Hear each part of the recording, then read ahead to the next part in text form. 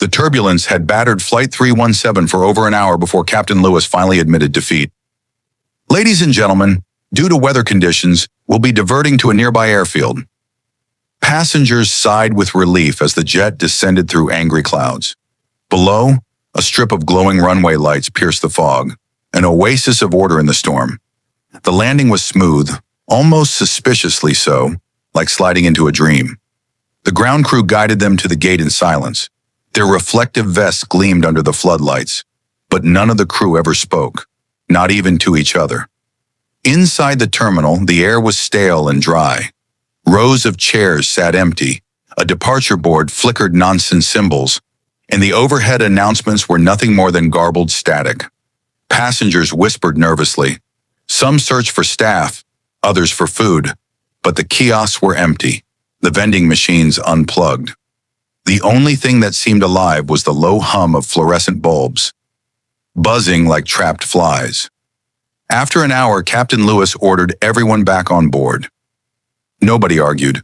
The storm had passed, and the plane waited on the tarmac, doors open as if eager to swallow them again. Back in their seats, passengers noticed something wrong.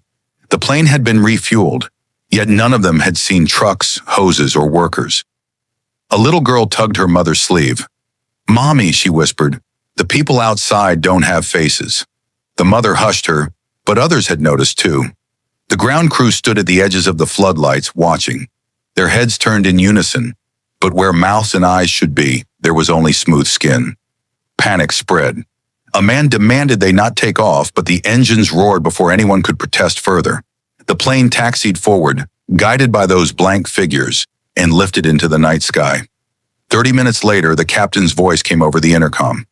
"We'll be resuming our original course." A flight attendant checked the manifest and paled. Every passenger's name was still listed, but in a faint gray, as if half erased. The little girl began to cry softly. "We're not supposed to leave," she whispered.